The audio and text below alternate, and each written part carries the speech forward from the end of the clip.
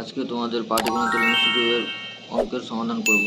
প্রথম প্রশ্ন আছে, কোনো মূলধন 20 বছরের 3 গুণ হলে বার্ষিক সরল সুদের হার কত? তো এখানে আসল জানি না, আসল ধরে নিলাম x টাকা, সুদ ধরে নিলাম 2x টাকা। সময় কত বলেছে? 20 বছর বলেছে। তাহলে সুদের হার 100 গুণিত 2x বাই x গুণিত 20।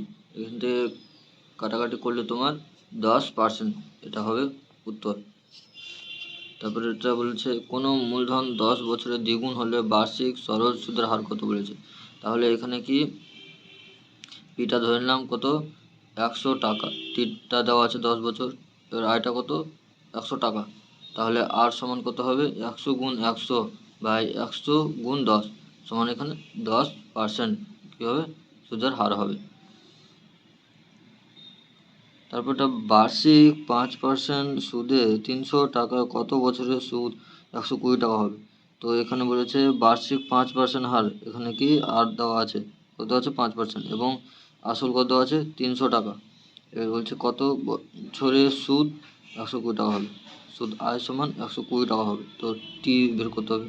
টি সমান 100 গুণিত আয় বাই পি আর। তো এখানে 100 গুণ আয়ের মান জানি 120, 120 বসিয়ে দিলাম, পি এর মান জানি 300, এবার আর এর মান জানি 5। এখানে কাটাকাটি করলে তোমার হবে 8 বছর। এটা হলো উত্তর।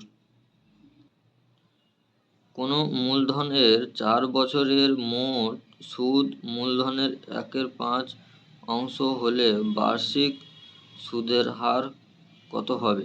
তাহলে এখানে কি বলেছে, আমরা বছরের মোট সুদ আসল মূলধনের 1/5 অংশ হলে, তাহলে এখানে পি ধরে নিলাম x টাকা, টি বলেছে 4 বছর বলে দিয়েছে, আর সুদ করেছে 1/5 অংশ, এটাকে এক্স ধরে নিলাম, এক্স দিয়ে গুণ x বাই 5 টাকা। তাহলে সুদের হার আর সমান 100 গুণ আই বাই পি টি, তা পার্সেন্ট। 100 গুণ এটা আই সমান জানি x বাই 5, 1 বাই x গুণিত 4, ই সমান x ধরেছি এবং 4টা টি। এখানে কাটাকাটি করলে 20x বাই 4x সমান, এখানে কাটাকাটি করলে 5x, 5%।